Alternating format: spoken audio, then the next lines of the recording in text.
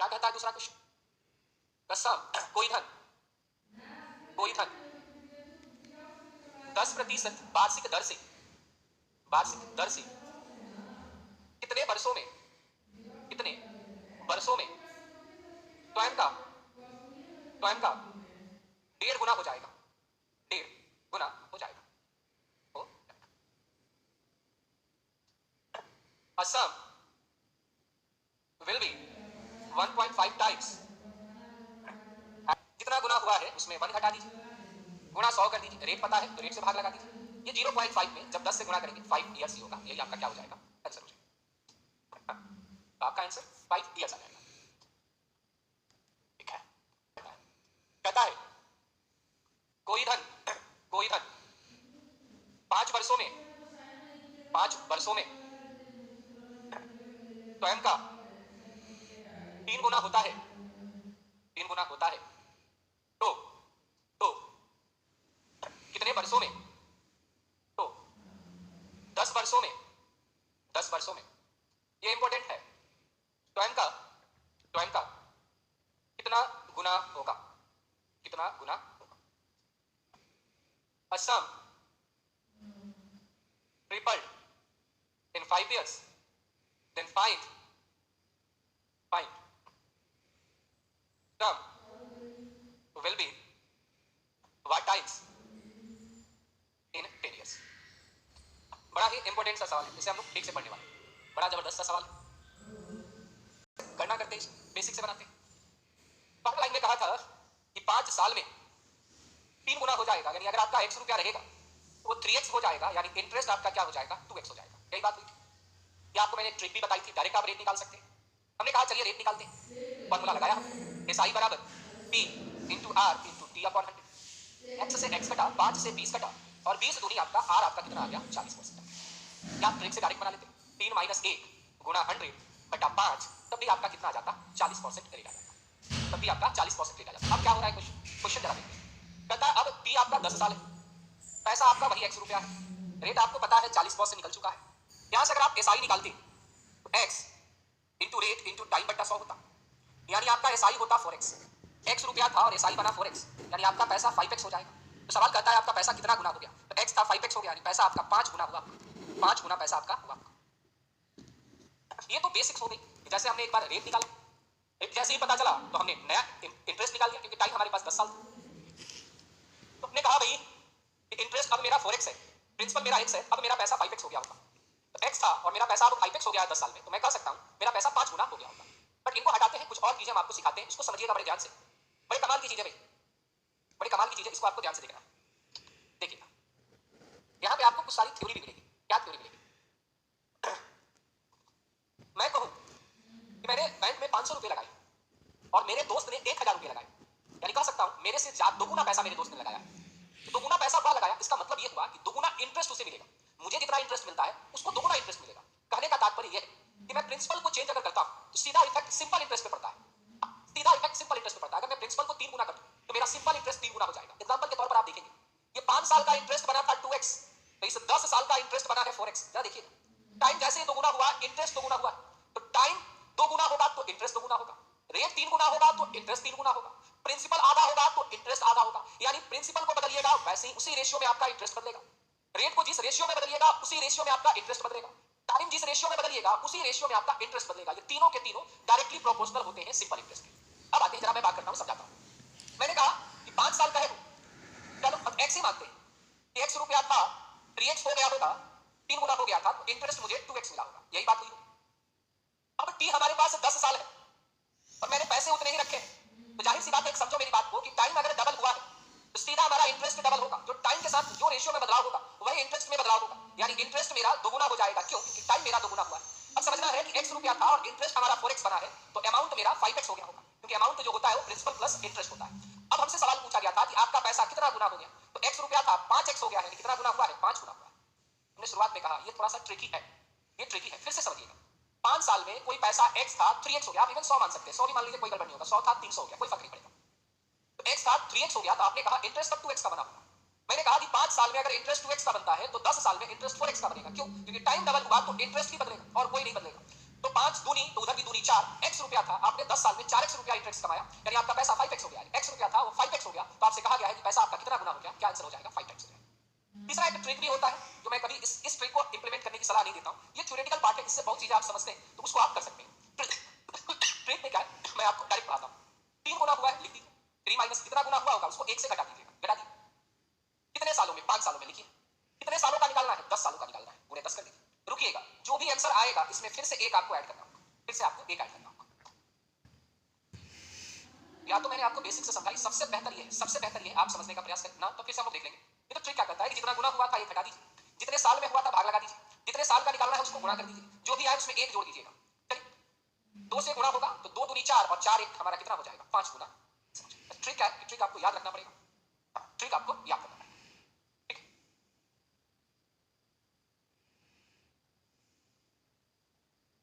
Class क्या हो गया है? रुक गया है? रुकना तो नहीं चाहिए, क्लास रुक गया है, रुकना तो नहीं चाहिए। मैं लिख देता हूं 4 साल में, 4 साल में अगर पैसा 7 गुना हुआ है, 7 गुना हुआ है, तो 12 साल में कितना गुना होगा? कितना गुना? ये सवाल आपको बताना है।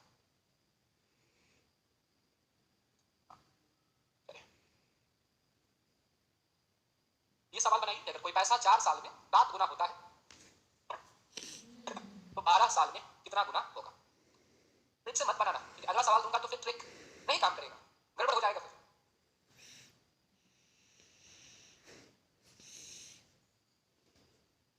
पीडीएफ का क्वेश्चन नहीं बना है उसका क्या करें? आप कहीं से हेल्प ले, नहीं तो मैं लास्ट में आपको प्रैक्टिस कराऊंगा, आप निश्चिंत रहें। क्या आ रहा है आंसर? ट्रिक मत इस्तेमाल करना। मैंने कहा कि 4 साल में 7 गुना हुआ है, इसका मतलब हुआ अगर x रुपया लगा होगा तो 7x हो गया होगा, तो इंटरेस्ट के रूप में 6x बना होगा। क्योंकि अब बात हो गई है 12 साल की, पैसा मेरा उतना ही है, तो जब मेरा समय 3 गुना हुआ है तो अभी हमने कहा कि इंटरेस्ट 3 गुना होगा, और इंटरेस्ट जब 3 गुना होगा तो इंटरेस्ट मेरा 18x हो जाएगा। क्योंकि x रुपया था और इंटरेस्ट 18x था, तो मेरा जोड़ देने के बाद अमाउंट पता चल जाएगा 19x। और हमने कहा कि पूछा गया है पैसा कितना गुना हो गया, तो x था और 19x हो गया, यानी पैसा आपका 19 गुना हो गया होगा, 19 टाइम्स हो गया होगा। आपका आंसर क्या हो गया होगा? 19 टाइम्स हो गया होगा। चलिए एक और सवाल बनाइए इसमें, ताकि आपकी क्लियरिटी दूर हो जाए। एक सवाल और बना दीजिए कि 10% रेट पर, 10% रेट पर कोई पैसा 3 गुना हो जाता है, 3 टाइम्स हो जाता है, तो बताएंगे 15% रेट पर, 15% रेट पर कितना गुना हो जाएगा? अगर 10% पे लगा है पैसा और वह 3 गुना हो जा रहा है कुछ वर्षों में, तो 15% रेट पर लगाने पर कितना गुना होता, ये पता आपको करना है।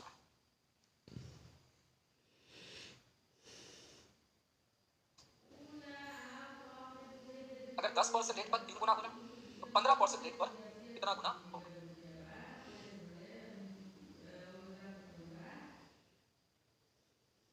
चंद्र प्रकाश शुरू से समझ लीजिए ना, वीडियो को टाइप करिए। सबके आंसर 4 गुना हो रहे हैं, बहुत बढ़िया, बहुत बढ़िया। देख लेता हूं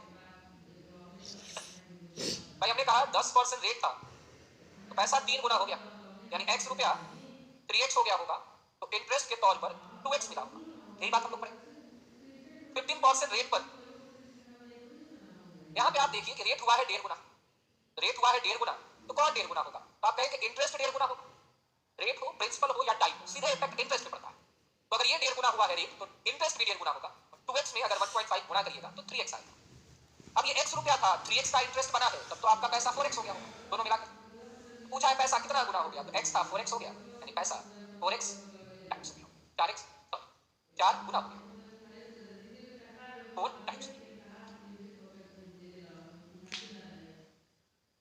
ठीक है, सब समझ में बेहतर।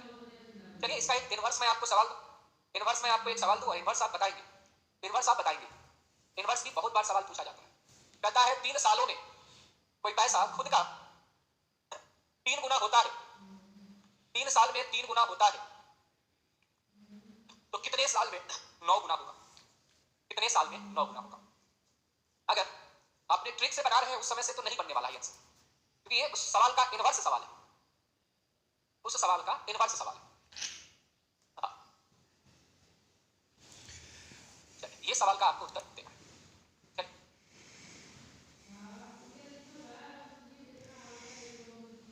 ठीक, एक बार फिर से बता देता हूं।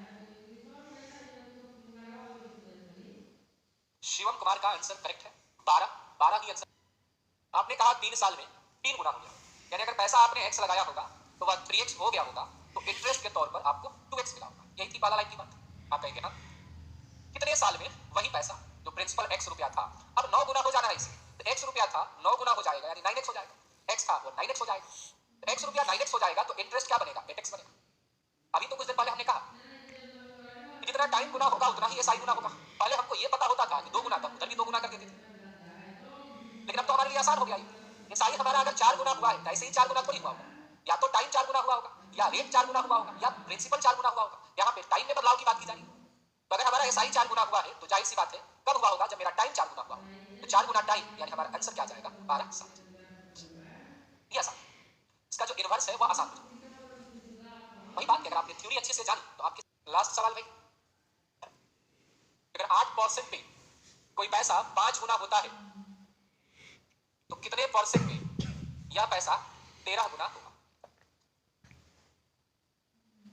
अगर 8% पे लगता है पैसा तो 5 गुना हो जाता है, क्या मैं x मान रहा हूं, वहां पे 100 मान लीजिए, तो 8% पे पैसा 5 गुना हो जाता है, तो कितने परसेंट पे पैसा 13 गुना हो जाएगा, ये जवाब आपको देना है। आप कहते हैं 5 गुना होने का मतलब अगर प्रिंसिपल x है तो 5x हो जाना, यानी इंटरेस्ट के तौर पर 4x मिलना। पैसा 13 गुना हो जाना मतलब आपने x रुपया लगाया था ना, तो आपका पैसा 13x हो जाना, और इंटरेस्ट के रूप में आपको 12x। तो भाई पहले इंटरेस्ट आपका 4x था, अब इंटरेस्ट 12x हो गया है। इंटरेस्ट 3 गुना क्यों हो गया, तो या तो प्रिंसिपल 3 गुना हुआ होगा, या रेट 3 गुना हुआ होगा, या टाइम 3 गुना हुआ होगा। तो यहाँ पे रेट की बात हो रही है, तो एसआई अगर ट्रिपल तो रेट भी ट्रिपल हो जाएगा, यानी आपका आंसर क्या हो जाएगा। इस बात का ध्यान रहे कि केवल रेट में बदलाव हुआ है, प्रिंसिपल और टाइम में बदलाव नहीं हुआ है, वो एज इट इज है। ठीक, टाइप 3 हो गया। अब आते हैं साथियों टाइप 4 के पास। टाइप 4 आपसे इंस्टॉलमेंट वाला भी क्वेश्चन खूब पूछा जाता है। इंस्टॉलमेंट जो एसआई में इंस्टॉलमेंट का सवाल पूछा जाता है, वह पूछा जाता है कि मान लीजिए 5 साल बाद मुझे 500 रुपए देने हैं,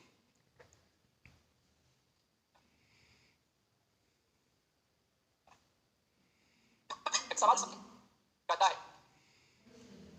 कि 3 वर्षों में देय राशि 10% वार्षिक दर से, 3 वर्षों में 10% वार्षिक दर से देय राशि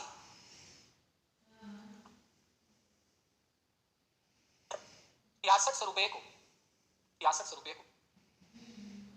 3 समान किस्तों में चुकाना है, 3 समान किस्तों में चुकाना है, तो प्रत्येक किस्त की राशि क्या क्या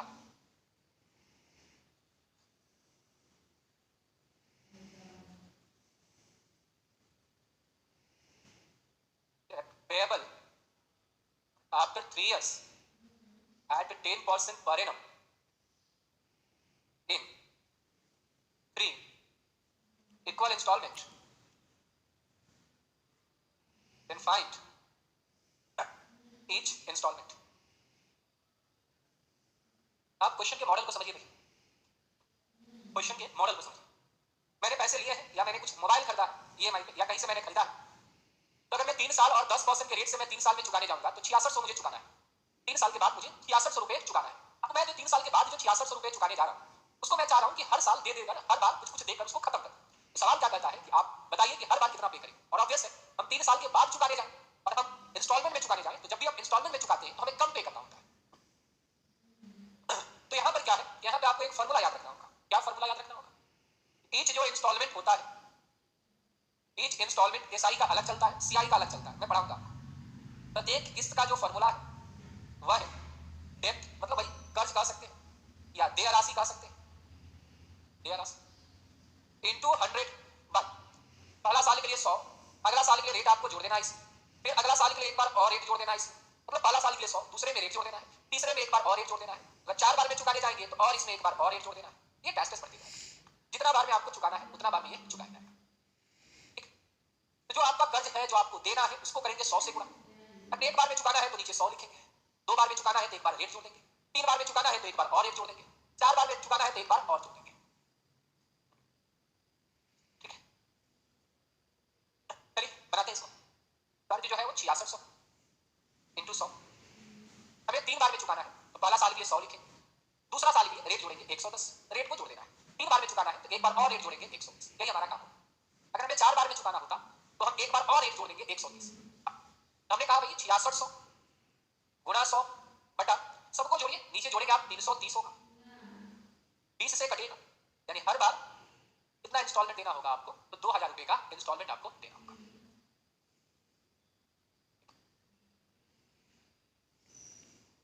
2000 का इंस्टॉलमेंट आपको देना होगा। इंपॉर्टेंट फॉर्मूला है। चलिए जरा एक सवाल बनाइए भाई, एक सवाल बनाइए इसमें। तो कहता है कर्ज जो है, कुछ मान लेता हूं मैं, कुछ ऐसा सेटिंग कर लेता हूं ताकि आपको गड़बड़ ना हो जाए। कर्ज में मान लेता हूं 19,600 है, रेट हमारे पास 15% है और आपको 4 समान किस्त में चुकाना है, किस्तों में चुकाना है, चुकाना है।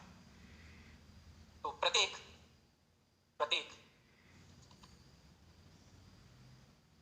किस्त की राशि,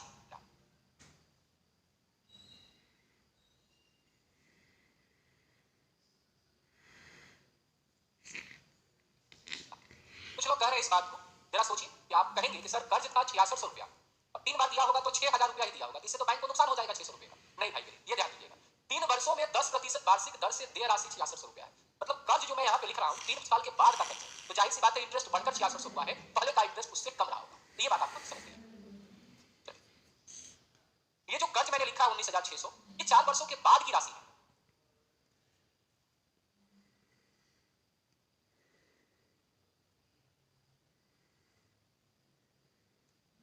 फ्रैक्शन मेथड से हम पढ़ेंगे कंपाउंड इंटरेस्ट में, क्योंकि फ्रैक्शन मेथड यहाँ पे इंप्लीमेंट एसआई में नहीं हो पाता है। फ्रैक्शन मेथड हम इंप्लीमेंट करते हैं सक्सेसिव के टर्म्स में, यूनिटरी मेथड में हम फ्रैक्शन मेथड को इंप्लीमेंट अगर करेंगे बेवकूफी वाली बात हो जाएगी।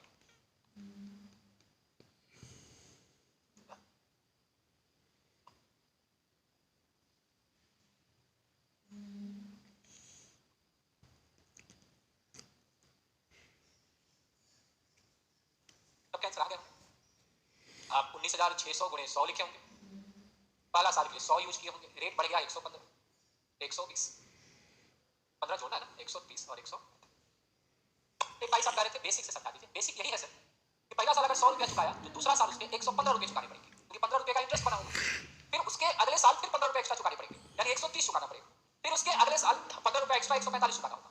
यानी आप कह सकते हैं कि टोटल आपको इतना चुकाना है, बराबर में दिया हुआ 19,600, आपको कहता है हर साल का बताइए, मतलब एक 100 बेस वैल्यू मान लीजिए, उसको निकालना है।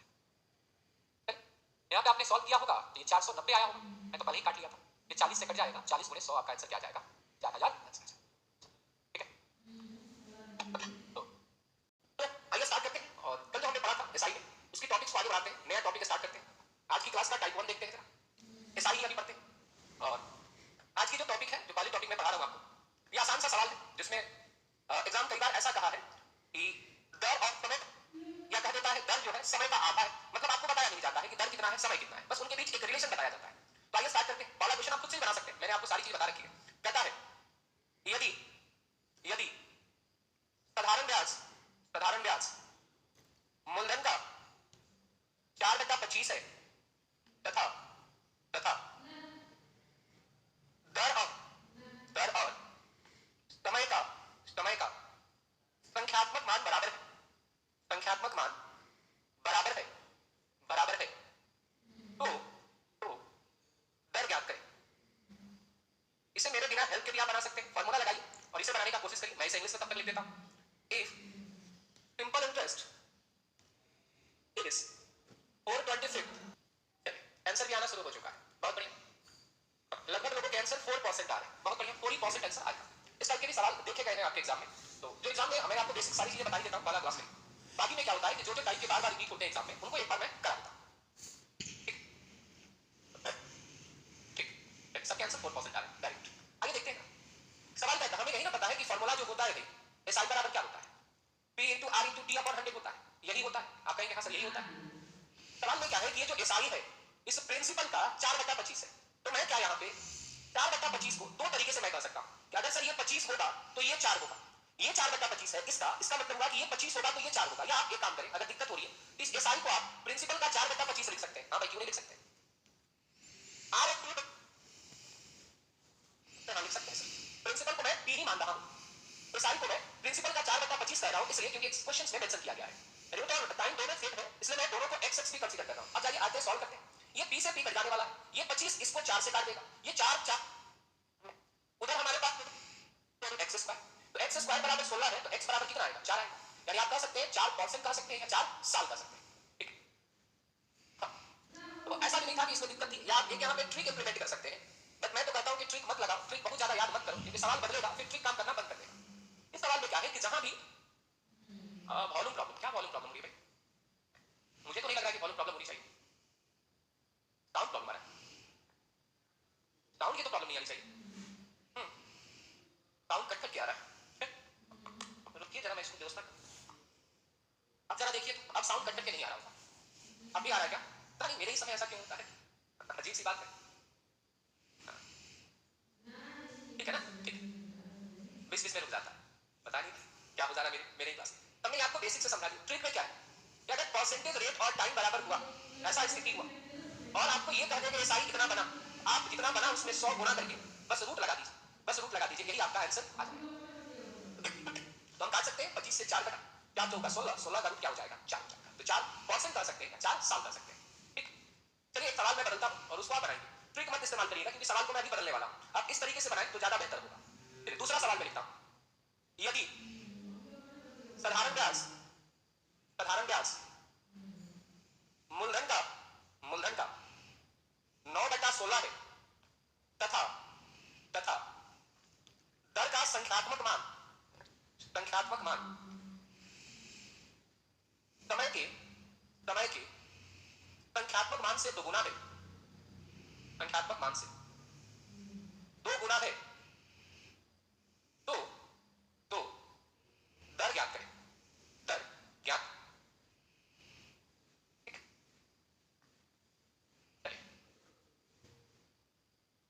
इसे बनाइएगा, एक से कॉमेडी करते रहता है सर, कहता है if simple interest is 9/16 of principal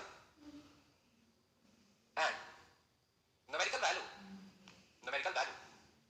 of a rate is twice of time numerical value then find rate, चलिए आंसर सबके आने शुरू हो चुके हैं, बहुत बढ़िया।